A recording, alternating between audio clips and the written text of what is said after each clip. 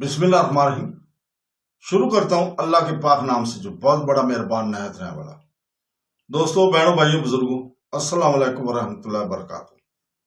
तारीख इस्लाम में हम अपनी सीरियल सुल्तान महमूद गजनवी से लेकर जलालुद्दीन अकबर तक की इस्लामी तारीख को बयान कर रहे हैं और इसमें हम शहाबुद्दीन गौरी की दास्तान को जारी रखे हुए हैं और आज उसकी 87 नंबर किस्त है। हम कल बयान कर रहे थे ऐबा, जो कि सुल्तान शहाबुद्दीन गौरी का एक चहेता सलार और दिलेर सलार था। उसकी बीवी का कत्ल कर दिया गया था। उसकी दास्तान हम कल बयान कर रहे थे। और ऐबा ने इन तीनों का खात्मा करने के बाद ऐबा ने राका की तरफ देखा और इसे मुखातब कर कहने लगा, राका, मेरी मजबूरी है, मैं तुम्हें माफ नहीं कर सकता। अगर तुम शंकर को हासिल करना चाहते तो इसके माँ बाप के घर से हासिल करते। तुम्हें कोई हक नहीं पहुंचता था जब इसने अपने घर से भाग कर किसी से शादी कर ली थी, तो तुम इसे उठवाने की कोशिश करो। और जब इसने उठने से इनकार कर दिया तो तुम्हारे इन तीनों साथियों ने इसे मौत की घाट उतार दिया। तुम चाहो जुर्म में बराबर के शरीक हो, लिहाजा सजा से नहीं बच सकते। शंकर वो थी जो ऐबा की बीवी थी।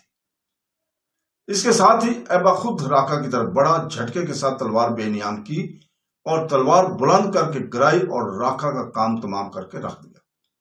इन चारों का खात्मा करने के बाद अपने मुसल्ला जवानों के साथ ऐबा खाना बदोशों के करीब गया और बुलंद आवाज में इन्हें मुखातब करके कहने लगा, खाना बदोशों, तुम्हारे सरदार राका ने अपने 3 ओबाशों के साथ मिलकर एक लड़की को नाहक कत्ल किया था।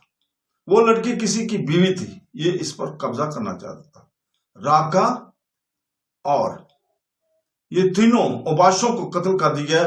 एक बात आपने ज़हन में बिठाकर रखना, तुमसे अगर किसी ने भी आने वाले दिनों में राका या इन 3 मरने वालों साथियों के लेने की कोशिश की या राका के इस बुरे फेल को दोहराना चाह, तो मैं ना सिर्फ तुम्हारी माजगाह को आग लगा दूंगा, बल्कि तुम्हारी खैमागाह की जिस कदर अफराद हैं इन सब को तह तह करके रख दूंगा। कबीले वालों ने की तरफ से किसी रद्द-ए-अमल का ज़ाहिर ना हुआ। इसके बाद ऐबा ने अपने लोगों को दौड़ाया, जिसने खाना बदोश कबीले का घेराव करने वाले अपने साथियों को वापस बुलाने के लिए कहा। इस तरह ऐबा के सारे लश्करी एक बार सिमट कर इसके पास जमा हो गए थे। इसके बाद ऐबा वापस हो लिया था। इन खाना बदोशों के कबीले से थोड़ा दूर जाकर ऐबा रुका और गुलचंद को मुखातब करते हुए कहने लगा, गुलचंद, अब कंबल उतार दो। अब तुम्हें कोई नहीं पहचानता। मैंने तुम्हें कंबल इसलिए दिया था ताकि तुम इन लोगों की निगाह में ना आओ। इन्हें यह नहीं पता चलना चाहिए कि यहां तक तुम लोग मेरी रहनुमाई की है और राका की शख्सियत भी अदा किया है। इस तरह मेरी गैर मौजूदगी में ये तुम्हें नुकसान पहुंचा सकते थे। इसी बिना पर मैंने तुम्हें अपना चेहरा ढांपने के लिए कहा था। ऐबा ने अब अपने साथियों के साथ वापसी का सफर शुरू कर दिया था और दरियाए चनाब के बाएं किनारे के साथ साथ वो जनूब की तरफ बढ़ते चले गए थे। किश्तियों के जिस पुल से वो दरिया के किनारे दाएं किनारे से बाएं किनारे की तरफ आए थे, इसे इस्तेमाल नहीं किया। इस आगे बढ़ते ही चले गए, यहां तक कि वो किश्तियों के पुल के पास गए, जिसके जरिए पुल को अबूर करने के बाद ऐबा ने धर्मदत्त को इस बस्ती की रुख किया था। किश्तियों के इस दूसरे पुल के पास ऐबा रुक गया। इसके रुकने पर इसके साथ सारे लश्करी थे, उन्होंने भी अपने घोड़ों की बागें खींच ली थी। इस मौका पर ऐबा को मुखातब करते हुए ऐबा कह रहा था, गुलचंद को मुखातब करते हुए, गुलचंद, किश्तियों के इस पुल को पार करके तुम अपनी बस्ती की तरफ चले जाओ। मैं जिस काम के लिए आया था इसे अंजाम दे चुका हूं और मेरा यहां ठहरना काम करना फजूल।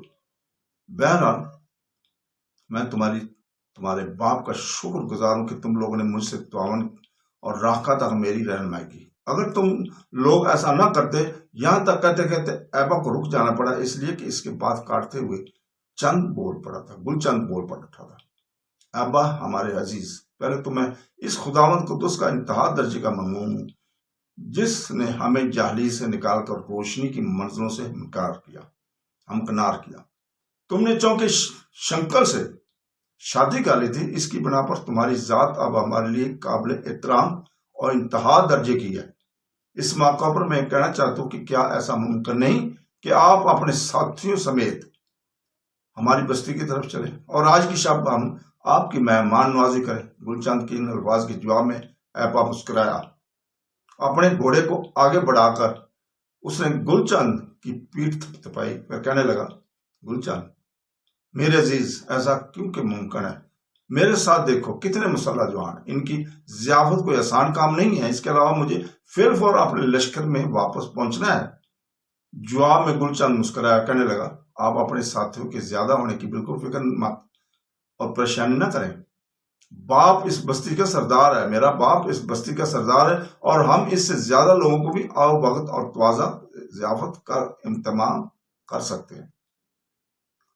अपने आप साथियों के ज्यादा होने की बिल्कुल फिक्र और परेशानी ना करें। एक बार फिर आगे बढ़कर ऐबा ने इसका शाना थपथपाया और कहने लगे, गुलचंद तुम्हारी मेहरबानी, अब तुम मेरे देखते देखते पुल पार करो, अपनी बस्ती की तरफ चले जाओ, इसके बाद मैं यहां से कूच करूंगा। आबा के इन अल्फाज के जवाब में गुलचंद हरकत में आया और अपने घोड़े को इसने एड़ लगाई और कश्तियों के इस पुल के जरिए वो दरिया को अबूर कर रहा था, जबकि ऐबा अपने साथियों के साथ मशरिक की समत बड़ी तेजी से इस फासलों को समेटता और तरैन के मैदानों की तरफ अपने लश्कर की तरफ रुख किए हुए था। गहरी होने की लगी थी और देवदास दूसरी तरफ देवदास और संग्राम दोनों सूर्य ग्रूब होने तक सरस्वती के किनारे किनारे अपने घोड़ों को सर पर दौड़ा रहे थे। ये इनका मामूल का काम था।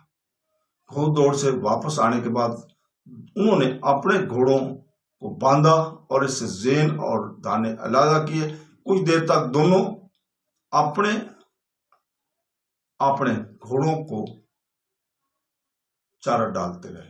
इसके बाद दोनों ने मिलकर खाना खाया। जब देवदास उठने लगा तब इसका बाजू पकड़कर संग्राम ने अपने पास बैठा लिया और जस्तजू भरे इस अंदाज में कहने लगा, अब किधर जाओगे?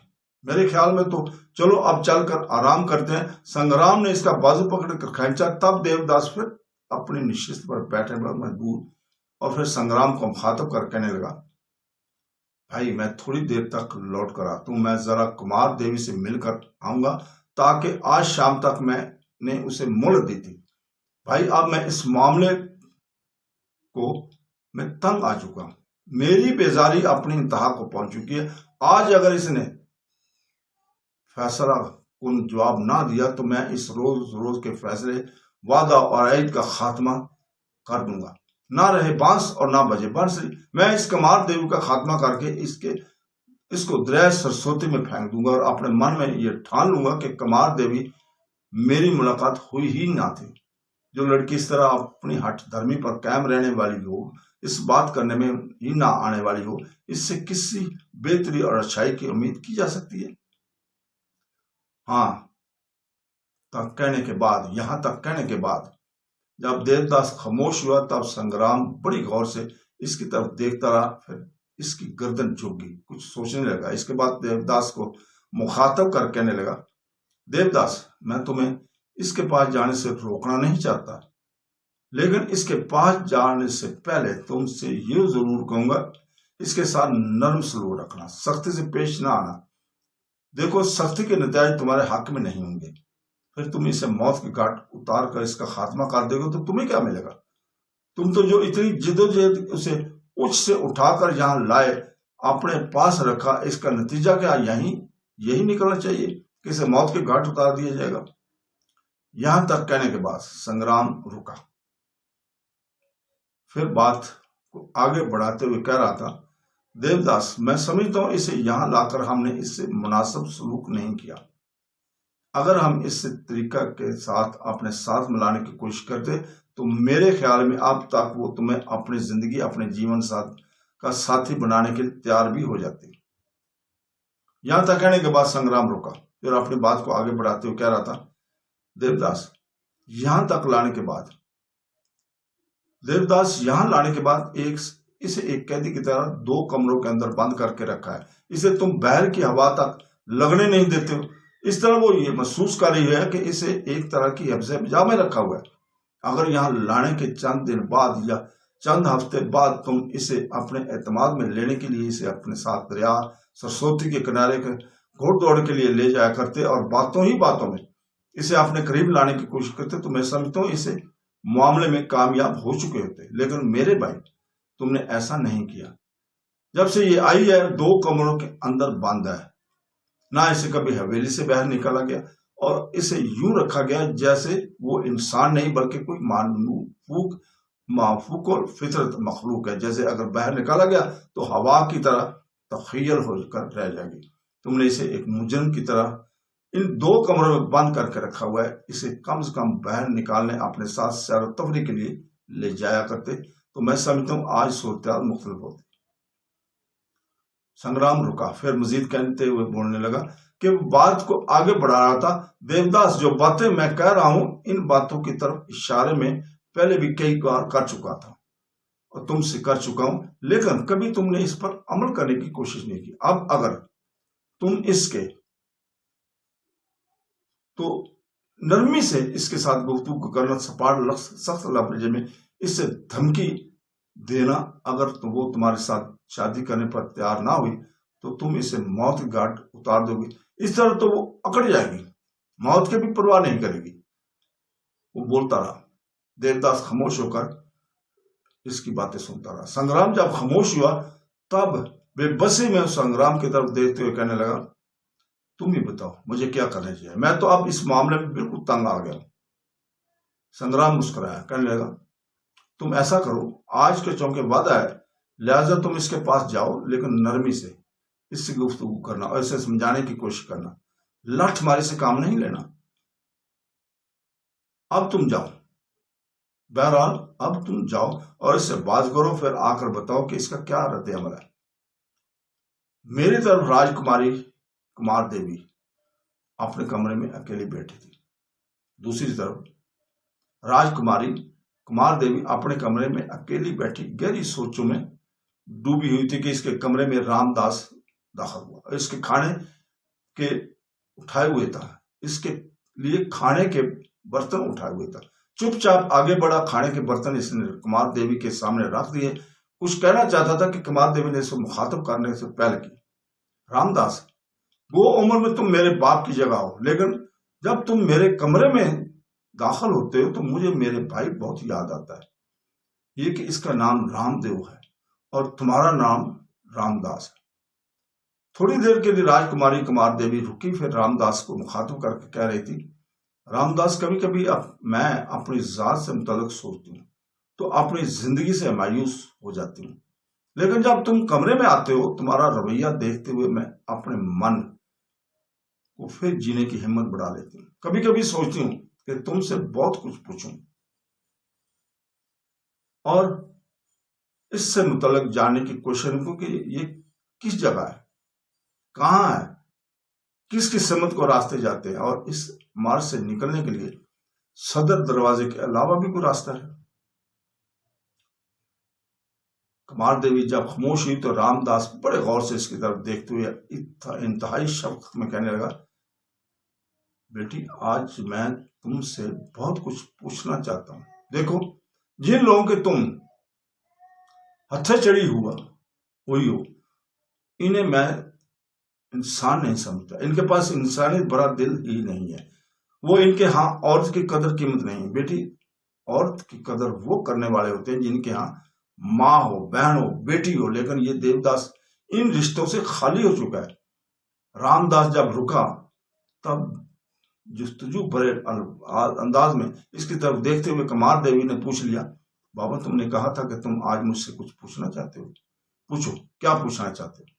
मैं तुमसे वादा करती हूँ कि जो पूछोगे मैं सच कहूंगी, लेकिन इसके बाद मैं जो कुछ पूछूं आप वादा करें इसका जवाब सच्चाई में देते हुए देंगे। रामदास फिर शफकत भरे अंदाज में इसकी तरफ देखा, फिर कहने लगा, बेटी शुरू शुरू में मैंने तुम्हें कोई अहमियत ना दी थी, इसलिए कि मैं इन लोगों से डरता था। दूसरे वक्त इस वक्त मुझे तुम्हारे पूरे हालात से आगाही भी नहीं थी। अब मैं कुछ कुछ मामलात को समझ गया और फिर एक बेटे की हैसियत से मुझे तुमसे हमदर्दी भी हो चुकी है। बेटी पहले ये बता कि ऐबा कौन है? इस सवाल पर कुमार देवी चौंकी थी। कुछ देर तक अजीब और तज्जब भरे अंदाज में रामदास की तरफ देखती रही, फिर उल्टा इसने रामदास से सवाल डाल दिया। रामदास, मेरे मोहतरम, ऐबा से मुतल्लिक आपको कैसे खबर हुई? आपने इसका नाम कहाँ जाना है और ये सवाल आपने मुझसे क्यों किया? रामदास की निगाहों में दूर दूर तक हमदर्दी थी। थोड़ी देर तक बेचारा अफसुर्दा से अंदाज में कुमार देवी की तरफ देखता रहा, फिर कहने लगा, बेटी ये सारी तफसील तो मैंने तुमसे बाद में कहूंगा, पहले ये ऐबा से मुतल्लिक वो कौन है? क्या तुम इससे इतनी नफरत करती हो कि तुम इसे मौत के घाट उतारना चाहती हो? रामदास के इस सवाल के जवाब में कुमार देवी ने उच्च के मुकाबलों से लेकर ऐबा के साथ रहने और फिर ऐबा के भागने की सारी रवादात तफसील के साथ सुना दी। कुमार देवी जब खामोश हुई तब इत्तेजाज भरे अंदाज में इसकी तरफ देखते हुए रामदास कहने लगा, बेटी इसने कोई इतना बुरा जुर्म तो नहीं किया था कि तुम इसके कत्ल का सोचने लगती। अगर इससे मोहब्बत की थी तो वो वहां से भागा था, तो इसके भागने की वजह तुम्हारी मोहब्बत में फर्क नहीं आना चाहिए था। इसको समझाते पहले की निस्बत इसको ज्यादा चाहती तो मेरे ख्याल में वो तुम्हारे सामने बुझ सा जाता। और अभी सुना है कि वो सुल्तान शहाबुद्दीन गौरी के लश्कर का एक बहुत बड़ा सलार है। इन दिनों सुल्तान शहाबुद्दीन गौरी के लश्कर में शामिल है। बेटी क्या वाकई तू अब इससे इतनी नफरत करती है कि इसे मौत के घाट उतारने के दर पे हो चुकी हो? रामदास के इस सवाल पर कुमार देवी एकदम उदास और अफसुर्दा हो गई। गर्दन इसकी नीचे हो गई थी। जवाब में कुछ कहना ही चाहती थी कि साथ वाले कमरे में कुछ खटका हुआ। इस पर वो संभल कर बैठ गई। रामदास भी अपनी जगह से उठ खड़ा हुआ, इतनी देर तक कमरे में दाखिल हुआ और रामदास को मुखातिब कर कहने लगा, रामदास तुम ऐसा करो, थोड़ी देर कमरे से निकलो, मैं कुमार देव से एक इंतहाई गुफ्तगू करने लगा हूं, इंतहाई जरूरी गुफ्तगू करने लगा। फिर तुम वापस आना, जब कुमार देवी खाना खा चुके तो खाली बर्तन उठाकर ले जाना।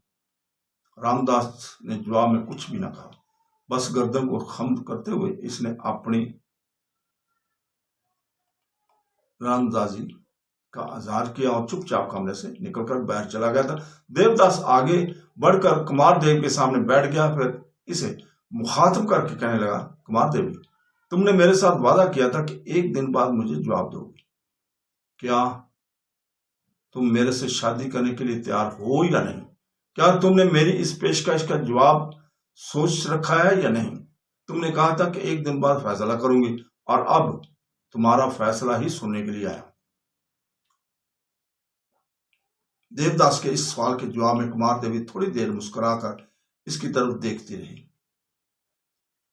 इसकी मुस्कुराहट देवदास के लिए जज्बात में एक हलचल पैदा करने के लिए काफी थी। इसकी मुस्कुराहट से इसने शायद ये अंदाजा लगा लिया था कि देवी इससे शादी करने के लिए तैयार है, लिहाजा वो बड़ी बेताबी और बेचैनी सी की तरफ देखने लगा था। फिर कुमार देवी ने इसे मुखातब किया, देवदास मैंने बहुत सोच विचार के बाद एक फैसला किया है। मैं इस हालात में भी एक गहरी निगाह डाली है और यह भी सोच चुकी हूं कि शादी तो मैंने एक दिन करनी ही है। इसके अलावा देवदास मैं अपनी राजधानी से तो निकल चुकी हूँ। जो लड़की एक घर से चली जाए अपनों के यहाँ इसके पहले जैसी आबरू और वकार नहीं रहता।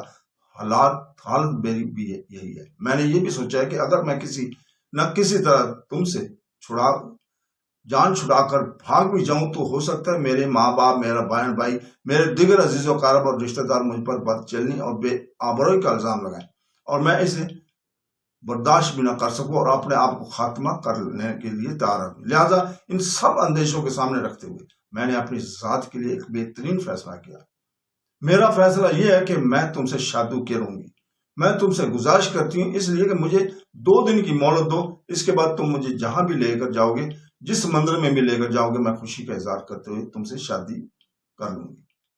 कुमार देवी का यह जवाब सुनकर देवदास की खुशी की कोई इंतहा न थी। एक चसल के अंदाज में वो अपनी जगह पर उछल पड़ा, फिर आगे बढ़ा। बेपनाह मुसरत का इजहार करते हुए इसने कई बार कुमार देवी की पेशानी चूम ली, फिर शोर करता हुआ भागता हुआ ये खुशखबरी मामूजाद संग्राम को सुनाने के लिए वो वहां से निकल चुका था।